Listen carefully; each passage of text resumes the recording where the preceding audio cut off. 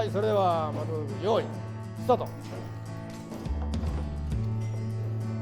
今回の、実技試験では、マニュアルトランスミッション、ギアをこういうふうに選択をして、シフトチェンジをする装置なんですが、このトランスミッションの中にあるここのスリーブアッシ、たくさんギアがある、この変速の時に動く部分を、分解をして組み付けをします。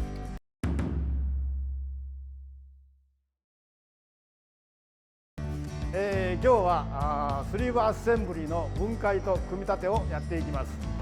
時間と仕上がり具合をチェックして、いきます。楽しみにしてます。以上です。はい、皆さん頑張ってください。頑張ります。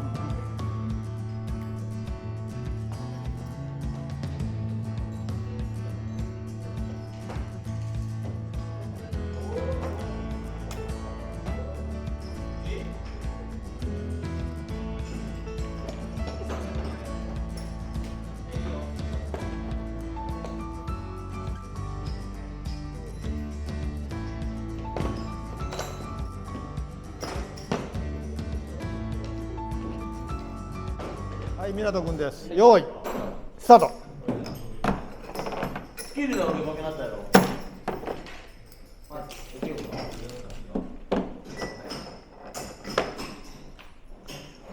はい、早くするために両方使って、スピードアップを図ってます。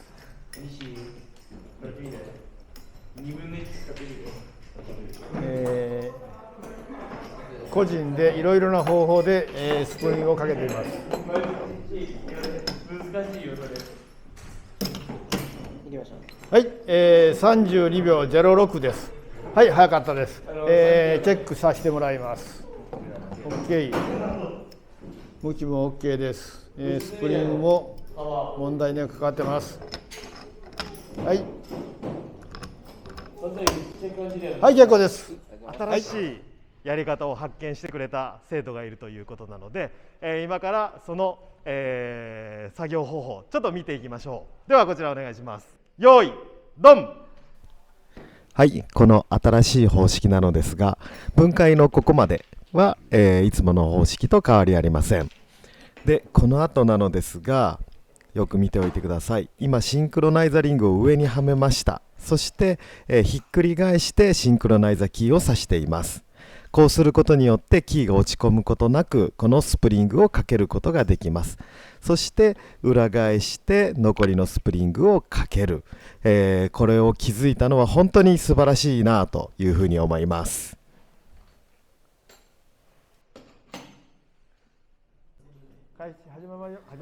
では比較動画を見てみましょう。画面右側が新方式、左側が今までの方式となります。分解途中まではどちらも一緒です。で、組み付けをする際、はい、ここですね。今シンクロナイザリングを先に上につけました。そしてひっくり返してシンクロナイザキーを入れています。そうすると落ちることなく、その次のスプリングをかけることができます。そして、反対側これをかけてあげて組み立てて、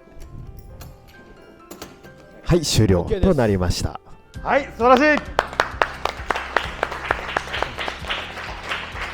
はい、本当にこう焦ることもなく、しかも器用に手先を、使いながら、やってくれました。